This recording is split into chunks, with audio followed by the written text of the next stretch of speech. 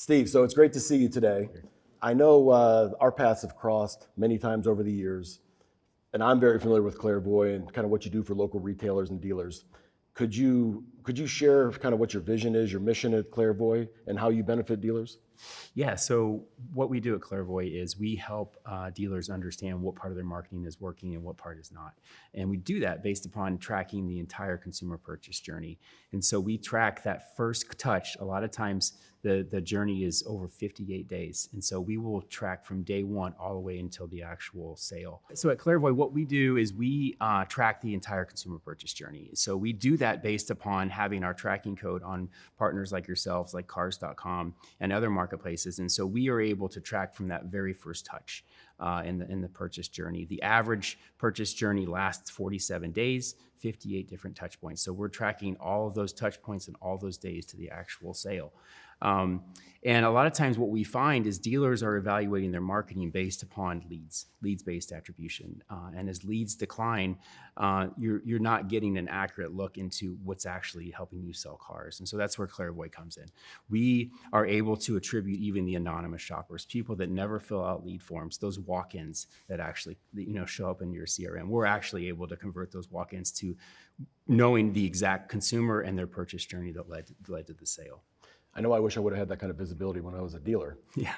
So recently there was a white paper that you released, and it showed Cars.com as the #1 marketplace in your study, even ahead of some OEM partners. Yeah. Can you briefly talk about that? Yeah, that was fascinating because one of the things that we do for dealers is that we give them the click trail data.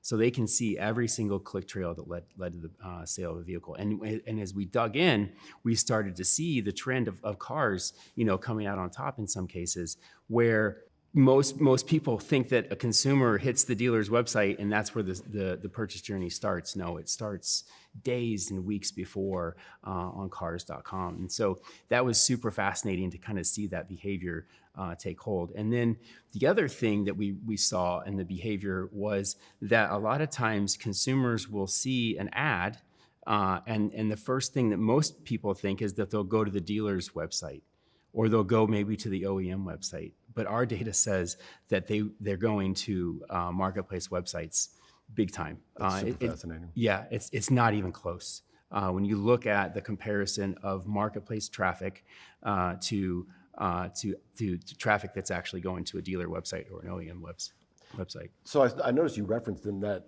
white paper some other industries that are doing interesting things, Yeah. and even comparing it to like what Samsung is doing. Yeah, so Samsung realized that consumers were they were having a hard time driving people to Samsung.com. And so they started to see in the data as they partnered with Best Buy that consumers were in fact doing that same type of behavior where they would see an ad on TV for a Samsung TV and they would go straight to Best Buy and start shopping. And really what's cool is that Samsung really leaned in with Best Buy and now they care as much about the on-site advertising that they're doing in addition to the off-site advertising they're doing, but all with the idea that they're really focused on that metric of understanding, are they driving traffic to Best Buy and how is it converting both online and offline? What should automakers and dealers be paying attention to that they can learn from what Samsung's evolution has been along the way? Yeah, I think the first thing you have to look at is that they made these decisions with data. They saw the trends that were happening. They saw the fact that consumers would see a TV ad and they would immediately go to Best Buy. So they just weren't kind of guessing. This wasn't a hunch. They saw the actual behavior shift that's happening for all of us, really, when you think about that. But as it relates to kind of the parallels with dealers and OEMs as it relates to Best Buy and similar to like a cars.com marketplace, you really need to think about like, okay, if the behavior is changing, and it is, and you see people that are coming to cars, you need to be ready as an advertiser, as an OEM, as a dealer to be able to capture that demand. And so really it's about focusing on, okay, how can I elevate my brand exposure while a consumer is on cars.com so that I can capture that demand. So from your white paper, there's one thing that really stood out, that Cars.com was the #1 research source for new car shoppers, even ahead of OEM sites. What role did you find Cars.com was playing in the early and mid-funnel research that led to that? Yeah, I think, a consumer, it's consumer behavior is consumer behavior in terms of like when you think about like when I go to shop on Amazon, that's I don't go to a search engine anymore. A lot of us, that's their first reaction because they know that they have the rich reviews. They know that they have a wide selection of products to be able to select from. And so I think consumers, it's a change in their behavior. They're just going straight to the marketplace source, just like they're doing in other settings when they're buying products. So I think another interesting thing is it's not just like they're starting at the upper funnel. I mean, they're going back and forth, back and forth. I mean, it's like a ping pong ball in terms of watching that consumer purchase journey. Because they're in market for a particular car, and then they're like, I don't think I want that car. They're back going to Cars.com, looking at another one, and then sometimes they'll even flip from used to new.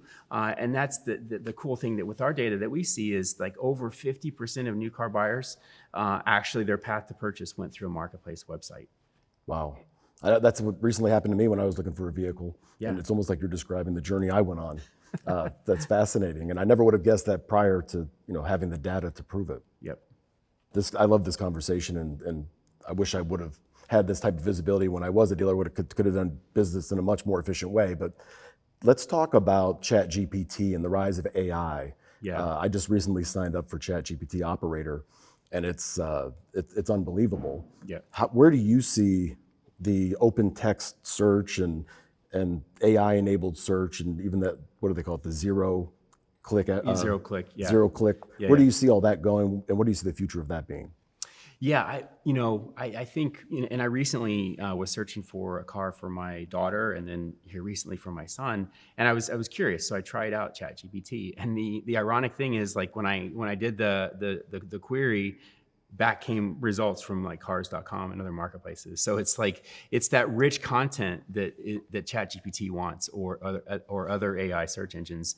And so it's really, I think, a lesson to the evolution of optimizing your inventory and your listings so that it has that rich content that ChatGPT can really kind of key in on. What would you say is the single biggest takeaway for OEMs and what they should be looking at?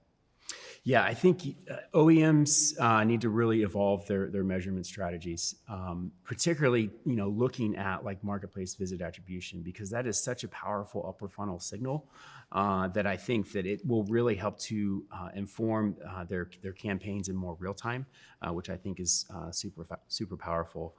I would also say that you need to take into account making sure that you're tracking that entire consumer purchase journey. I still see a lot of campaigns and that are evaluated based upon leads-based attribution, and you have to take into account all those different touch points.